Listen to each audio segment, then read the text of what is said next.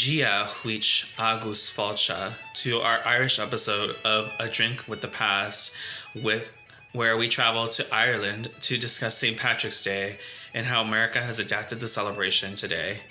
If you're watching this on March 17th, happy St. Patrick's Day. This episode is brought to you by your hosts, Martin and Jose. Our drinks for this episode is Guinness Drought Stout from Dublin, Ireland. So pour one in and Sláinte as we take a drink with the past. Sláinte.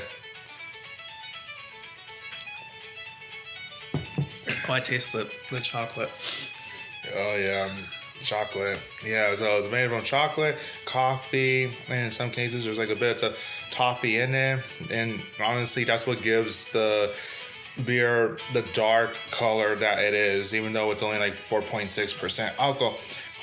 Nevertheless, all the chocolate and all the other ingredients, right, that's in it, it's what gives the beer the famous dark color of it. As always, drink responsibly. Yes, please.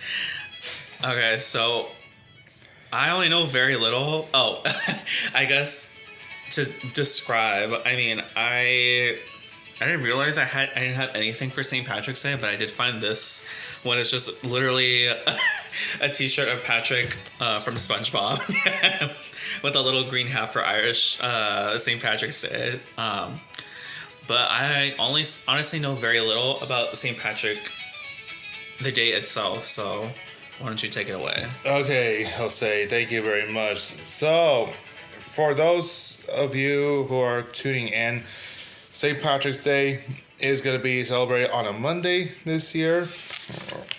And of course, what is the whole point about St. Patrick's Day? People may ask, what's the whole deal about it? Who is this man? Is he myth? Is he real?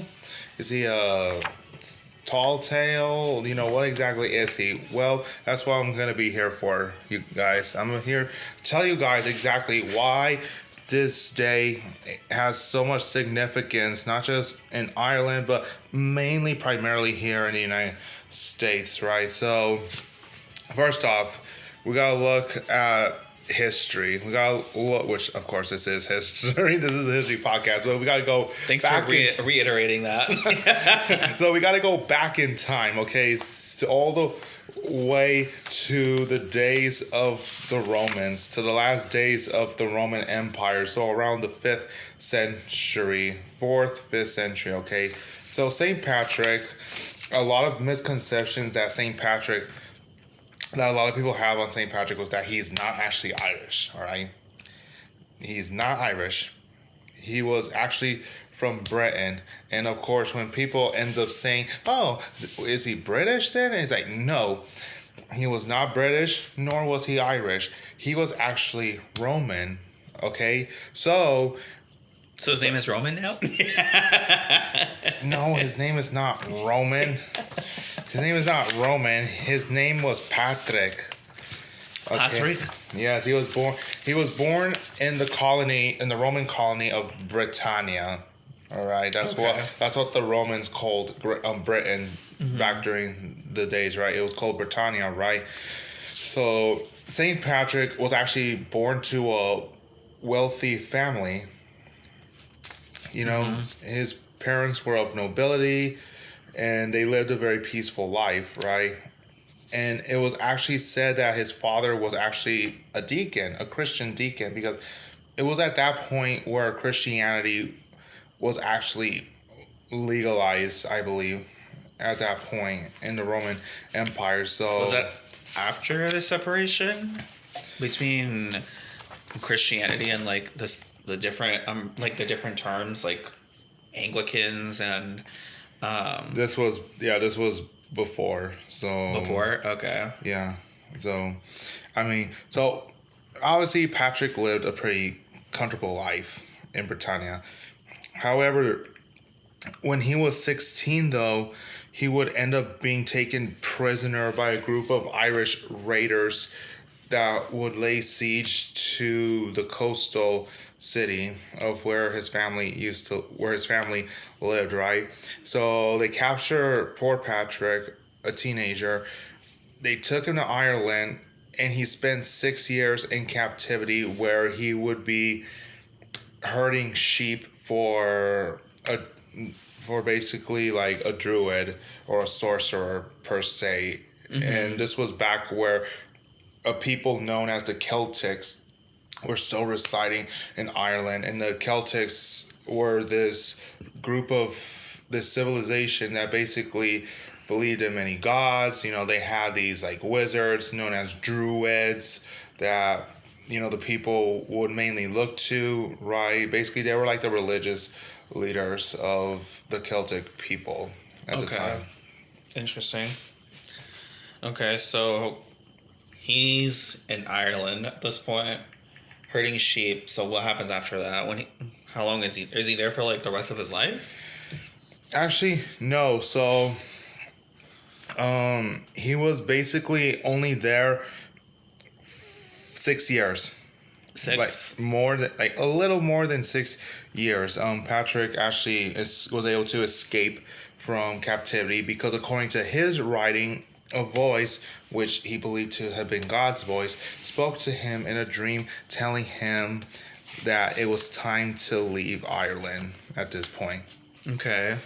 So Patrick was able to leave, and he eventually ended up fleeing to County Mayo, and basically it's off the Irish coast. And so he took a boat to Britain, and then from the coast to Britain. Yeah, he fled Ireland. He was able to make it back home, and when he was back home, he was said to have had another revelation, basically God telling him that he must return to Ireland as a missionary this time, basically spreading his word into this land that was pagan, and that he wanted to have Patrick spread his truth over to the island, to the Emerald Isle. Okay. So he goes. When does he go back? Well, obviously, it takes years to train as a priest. So he goes into like seminary and does his religious training, and it lasted more than 15 years, basically, because obviously training to be a religious, like a priest, deacon, it takes years and many studies. I wonder why the vision told him he needs to go back, or like what was like the whole point of going back to Ireland after being captured by the raiders 20 or so years before that. Honestly, like the way how I view it is Patrick. Well, like I mentioned before, Patrick's dad was a deacon. Like his family was really religious, and so during Patrick's time in captivity, he literally only turned to religion to comfort him. He turned to his Christian faith. He never lost his faith in God and in Jesus, and basically that's what helped him escape either way. Okay. So I think because of that experience, it felt like he felt that calling to spread Christianity into Ireland. Okay. All right. So at this point, he's back in Ireland. And what happens now? That he's a missionary back in Ireland. So obviously he ends up like on his journey, right? He goes on his missionary journey trying to convert the Irish people, and bringing them to the faith, bringing them to the one true God, obviously. And like there was a lot of legends are associated with him. So there's this one deed he did. Okay. So it was during Holy Week, and it was actually Holy Saturday, so Easter Vigil, right? So whatever Patrick chose to incorporate, right? So Patrick ended up choosing to incorporate traditional rituals into his lessons of Christianity instead of attempting to eradicate native Irish beliefs, right? So for example, he used bonfires to celebrate Easter, right? Okay. Since the Irish were used to honoring their gods with fire, right?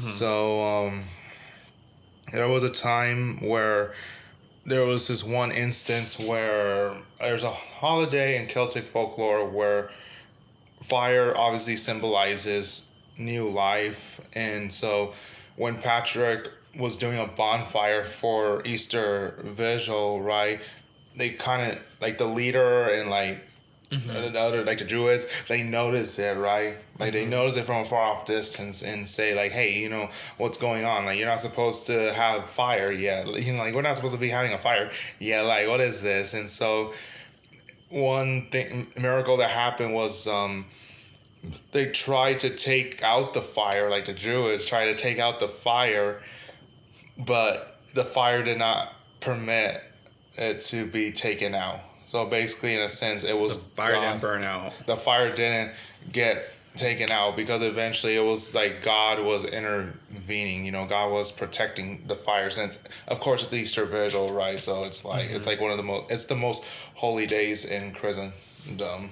So Gotcha. basically, Okay. it was like, So they see the fire, they want to put it out, tries it, doesn't burn out. Okay. yes, exactly. And he also superimposed a sun, which the sun was an Irish symbol too. It was one of the main Irish symbols onto the Christian cross to create what is now called the Celtic cross. Okay. Right? So it's the cross and it has the circle, The sun. like on the middle right there, like the sun right there. And that's how a lot of, to be honest, that's how a lot of people can determine between Christians and Christians and Catholics today, if they have the because Celtic like cross. they have like the circle, like the Celtic cross or something similar to it, right, with the circle like right there on the top. So the Celtic cross ends up becoming like the main cross of Ireland, like the symbol of Ireland. Interesting. In a way. So, and although there were a small number of Christians on the island when Patrick arrived, most Irish practiced a nature-based pagan religion. The Irish culture centered around a rich tradition of oral legend and myth, right? So obviously, yeah, there were Christians, but it wasn't really widespread. And you know, there's like a lot of facts about St. Patrick's, like myth, legends, etc. So obviously, So when did, or at this point, this all happened. So when does this get to America, I guess? so well, before we get to America, there's like, yeah, so before we get to America, because yeah, like I wanted to just focus on just like one other legend that people associate St. Patrick with. So first of all, it was said that St. Patrick banished snakes from the Emerald Island. Of course, that's what we've seen in movies made about St. Patrick. You know, cartoons of St. Patrick. You know, like St. Patrick, right? Like movies like Patrick, St. Patrick, etc. Right? So in movies that depicted St. Patrick banishing snakes from Ireland, right? But of course, this is actually not true because, of course, there are no snakes in Ireland. Snakes are not native to Ireland because it's kind of cold up there and it's raining, right? And the island is surrounded by water. So basically, there's said that scholars believe that the snake story functions as an allegory for St. Patrick's eradication of pagan ideology. So, I mean, I don't know if that's true, right? It's like, I mean, you never know, right? You never know because you distinguish a lot between like facts and fiction, right? Legends and myth, etc., right? So, I mean, I don't know. I mean, those snakes, I don't know. Maybe the snakes could have been bought from a druid or something, like a druid. Maybe. Could have bought them from like a trader. Well, I mean, I didn't know there was a thing called Emerald Isle in Ireland. No, well, that's what's known. Ireland itself is known as the Emerald Isle. I never knew that. So yeah, so Ireland is known as the Emerald Isle. Just letting you Because know of that the entire because of the way the green. landscape is. Because of the vast green of the island itself. Because if you've Oh. ever been to Ireland, or what I've heard from people who visited Ireland, it's just green everywhere. Okay. It rains nonstop. Does that mean there's Stop over. emeralds there besides it being green? I don't know. That's interesting. But yeah, so basically, yeah, those are just like a few legends, and of course, they're just saying that St. Patrick was actually never canonized by the Catholic Church. Why? Because of. Was there any evidence to support why they don't want?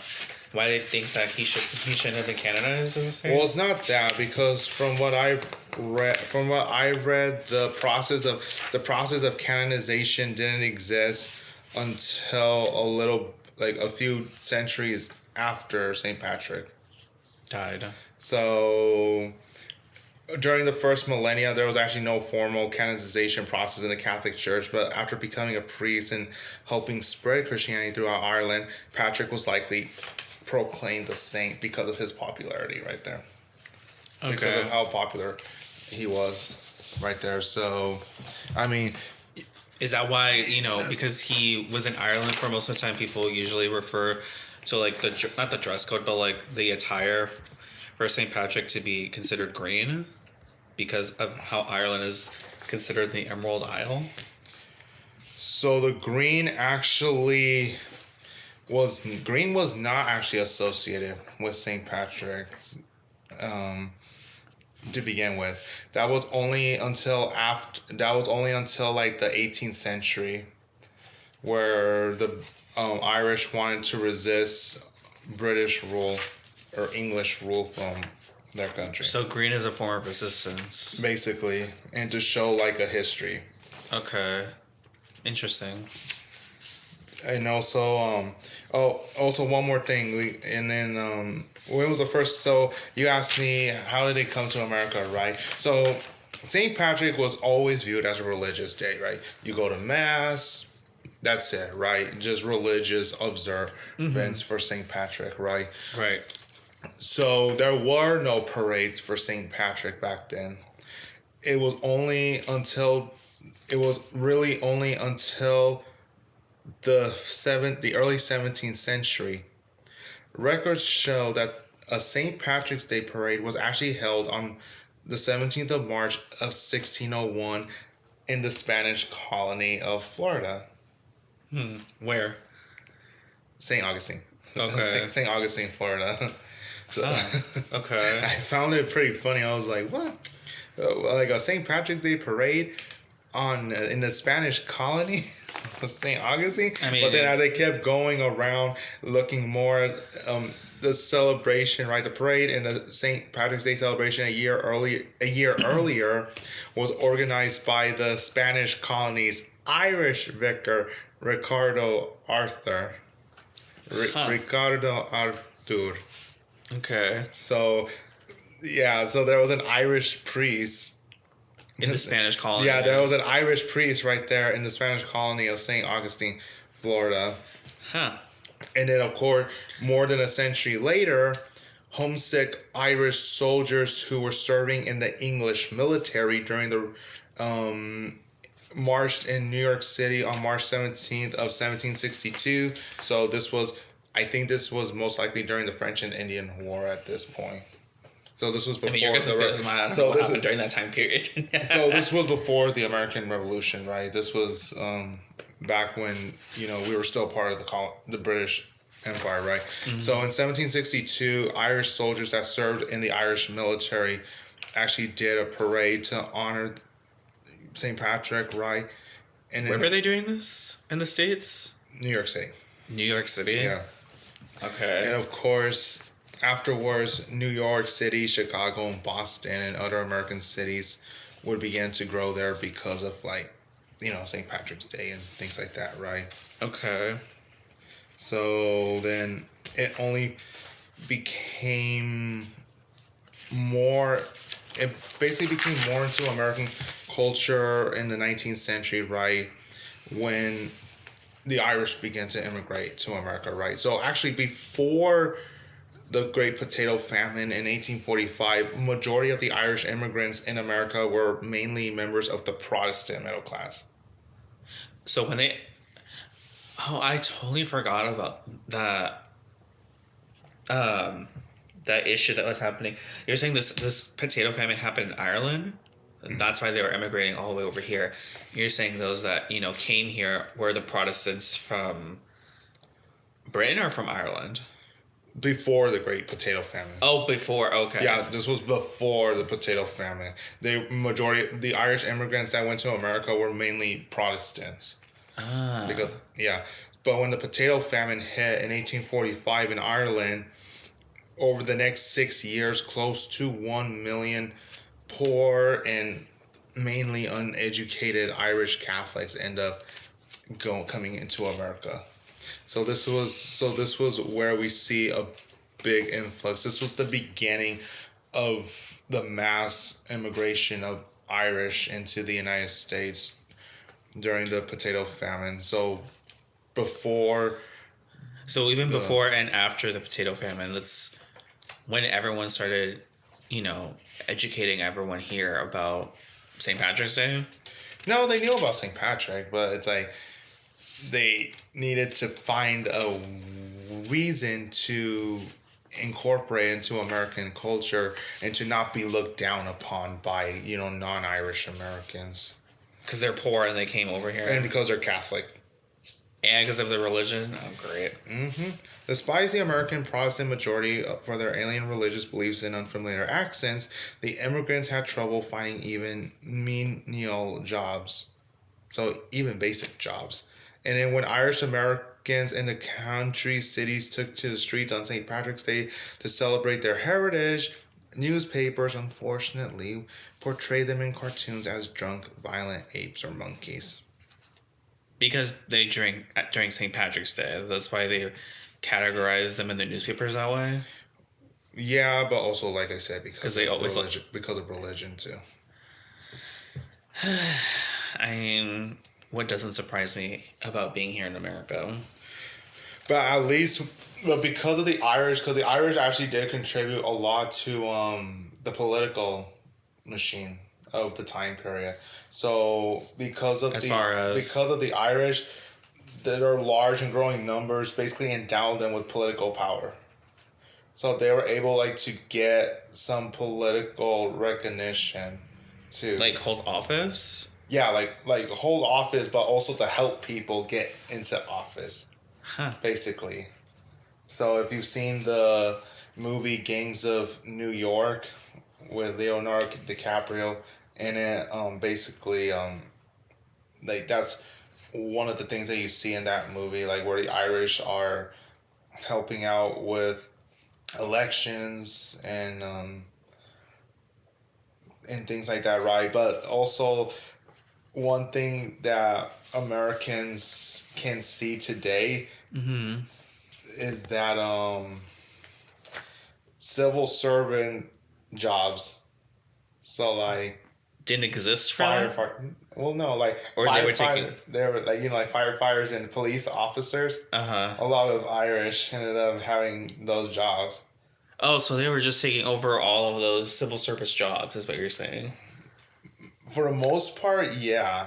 For the most part, yeah. It feels like majority of the people in the in New York for example, majority of the cops and the firefighters were actually Irish. Okay. Which is why today, even in TV shows with that has to do with fire, firefighter, police departments and all that, you see some people that have Irish last names. Or anything of Irish lineage. Interesting. Okay. Yeah, you have you see a lot of that in today's world. But then the American Irish soon began to realize, however, that of course with the political power, and they became known as a green machine, right? And then the green machine, because they come from Ireland, it's green. Oh no! Became an important swing vote for political hopefuls. So suddenly, St. Patrick Day parades became a show of strength for Irish Americans, as well as a must-attend event for a slew of political candidates. So because of the St. Patrick's Day parades that the Irish Americans would host, So they would have the influence. Must-attend of. So they basically, how would I put this? I don't want to say funded, but what you're saying, like they had more of like the influence to get the attention from federal leaders to get recognition for St. Patrick's Day as a whole. Yeah, and like for example, like in 1948, President Truman attended New York City's St. Patrick's Day parade, which actually became like this proud moment for many Irish Americans whose ancestors had to basically fight the stereotypes and the racial prejudice. Because of how they were portrayed in the newspapers. Basically how they were portrayed and I think Truman probably would have been the first president to have attended that parade. Maybe. It looks like it. It looks like Truman was actually the first U.S. sitting president to have attended St. Patrick's Day parade. So that happens in New York. What happens after that? And it ends up spreading like in Boston. Like Boston is basically like the capital of Irish Americans because now there's a lot of Irish Americans in Boston. It's actually become like one of the most Catholic cities in America. I know very few people that live in Boston right now that aren't Irish, but I mean that's interesting to know now that Boston has a place where it's centered around mostly Irish individuals. Interesting. Okay. And and obviously Irish Americans contributed a lot. So for example, in the Civil War, during the American Civil War, a lot of Irish fought for the northern states. Okay. The northern. Okay. Okay. I see. Up north in the Civil War. Oh, okay. So I keep forgetting I forget about the Civil War. So of course, since a lot of Irish were still immigrating, they only because went to of the north. potato famine, and obviously where was the main port of entry? Boston. It was New York. New York, right, which is up north. So that's what happened. Like when new immigrants. Well, at that point, they didn't get a choice because they didn't get to see the South, and maybe they could have. I don't know. Maybe some of them would have liked being down south. I don't know. So basically, they end up being drafted into the military. The Irish, when the Irish came, the men ended up being drafted. And oh look, new opportunity, fresh fish at this point. Let's drag them in. Yeah. So basically, it was so funny. So basically, like, it wasn't funny, but it was like, okay, so interesting to see when the men get pulled aside, and the army recruiters right there, and the immigration right is like, okay, this paper signifies that you're now a soldier in the Union Army, and this paper signifies that you're now a citizen of the United States. Now go fight for your country. Oh, they just automatically get naturalized as citizens once they get here? Yeah, but that's only if they serve in the military. Well, that's how they were able to get men. Like, the North, honestly, that's how the North were able to get more men, because what was one advantage that the North had over the South than technology, right? Then, like, industry, manpower. Because of all the immigrants that came through New York. New York was one of the main point of entries up north. So that was the only stipulation for Irish immigrants that came here, that they can be citizens as long as they enroll or willfully enroll into the Union Army at that point. And there was and they had their own brigade, known as like the Irish Volunteers. There was like this own brigade of just purely Irish. And they're known as the Irish Volunteers. Okay. And their flag was basically the Emerald Heart. It was the green. The Emerald Heart. With the golden heart, right? That's because that's the symbol of Ireland too, right? Ireland and their resistance to Britain itself. Basically. Okay. So, I mean, and then one crazy thing that happens, for example, this happens in Chicago, is where they dye the river green. Why? So as Irish immigrants spread out over the United States, other cities developed their own traditions. One of these is Chicago's annual dyeing of the Chicago River green. The practice, though, was started in 1962 when city pollution control workers used dyes to trace illegal sewage discharges and realized that the green dye might provide a unique way to celebrate the holiday. So they just took advantage of the sewage system and just So dye it they're green. let's trace illegal sewage discharges with this green dye. Oh, look at that. The green dye is gonna be a good way to celebrate the holiday. Okay. I'm so confused, but okay. So I mean, they just took advantage of an opportunity by just dyeing it green. Yeah, in that year they released 100 pounds of green vegetable dye into the river. Ooh. Enough to make it green for a week. But today, in order to minimize the environmental damage, only 40 pounds of dye are used, and the river is only green for just several hours. I mean, okay. So it will most likely be like on that day. Right, okay. Good thing to point out. Okay. Any other facts that came upon after word got sent here, and now we're at this point where America's just celebrating it or adapting to its celebrations? Basically, that's how it is. Like in New York, Boston, Chicago, like there's parades every year. St. Patrick's Day parades. Oh, now I remember. There was this one thing I used to remember, and maybe that's because of Lucky Charms itself, but I mean, does St. Patrick's have to do anything with leprechauns itself? Ooh, good question. So what do leprechauns have to do with St. Patrick's Day? Okay. So obviously one of the main icons of St. Patrick's Day is, of course, the leprechaun. And of course, these beings were part of Celtic folklores, right?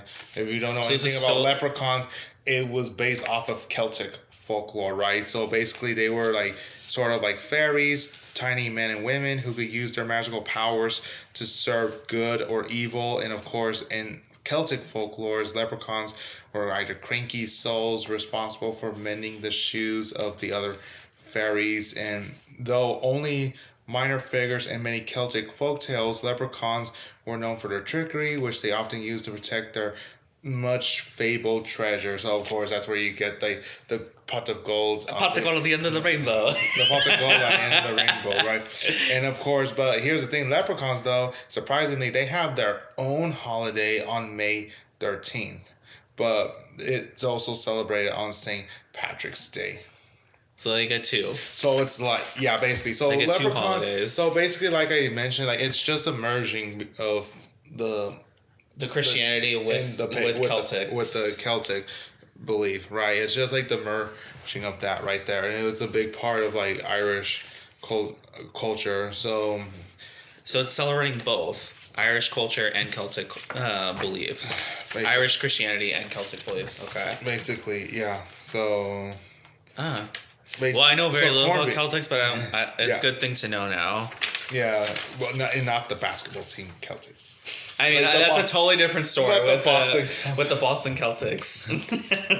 Okay. Another thing that people doesn't know is that corned beef and cabbage, that's like the main dish to have for St. Patrick's Day. Corned beef and cabbage. It was actually an American innovation. Let me add that to my grocery list for later to be getting some corned beef and cabbage. It wasn't. Yeah, I mean, it wasn't. Yeah, it wasn't. It wasn't an Irish thing. It was actually an Irish American thing. I don't think I've ever had corned beef and cabbage before. Yeah, so while ham and cabbage were eaten in Ireland, corned beef was basically a substitute for the Irish. Was this because of like everything that was going on with the potato famine, and they just didn't have an alternative for a meal, so they resorted to using ham was expensive.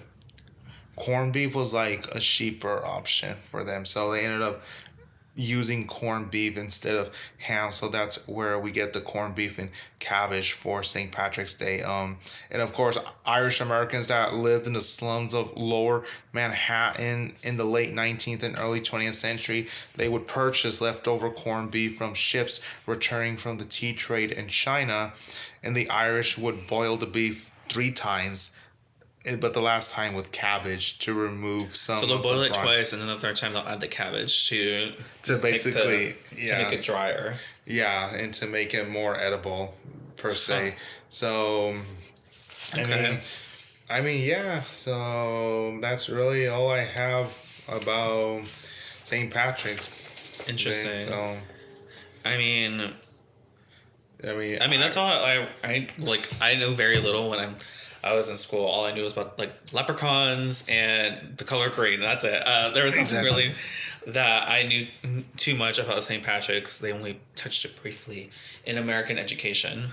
Basically, yeah. But the thing that, so yeah, I mean, St. Patrick's Day throughout the centuries from 1845 all the way until even now, the Irish had to deal with a lot of discrimination, and it was strange because well, it wasn't Irish. Irish were the first ones, and then of course you had Italians and the Eastern Europeans, and of course it had to do with religion. It had to do with religion at that point, with Catholicism. With Catholics surviving in a country where it was predominantly Protestant living. So Ireland was Protestant before. No, or Celtic it was Catholic basically. It was Catholic until the Protestant Reformation and all this thing, Okay. right? And then what else? So I mean, yeah, the Irish Americans had to fight discrimination, and that all changed when Robert Kennedy? No, not Robert Kennedy. John F. Kennedy. I was going blank. John Kennedy. Dane Guinness. So anyway, John Kennedy. John F. Kennedy made history with becoming not just the first Irish American president to be president, but the first Catholic president as well. Gotcha. Oh, all right. And he was from Boston, so. Oh, he's from Boston? Yeah, okay. He was from Boston. So, now we're seeing a lot of, we have an Irish, we're seeing a lot of Irish Americans in politics and in other forms of political and social aspects in American life. And of course, and maybe it's worth saying, but Joe Biden ended up becoming the second Irish American. Oh, he is Irish. Joe Biden is Irish. He's Irish descent. Huh. So I didn't know that. So yeah, he became the second Irish American and Catholic to be president. Yeah, and then of course you have a lot of Irish in business too. For example, the McMahons. The McMahons of WWE. Yeah, they're Irish. True. They're Irish Americans, so they became successful.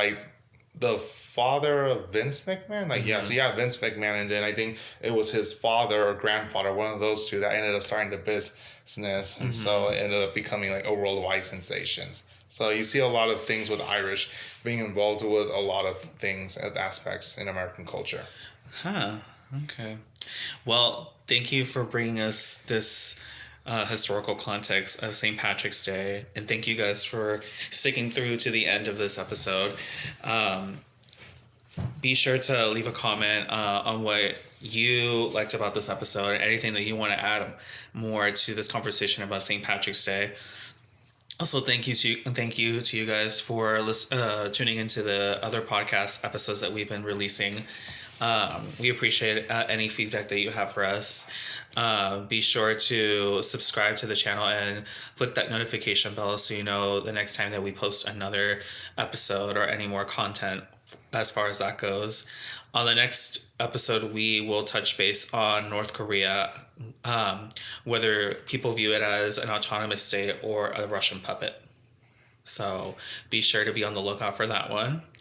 As always, this has been your host, Martin. and Jose, and go reif moth agot as we took a drink with the past.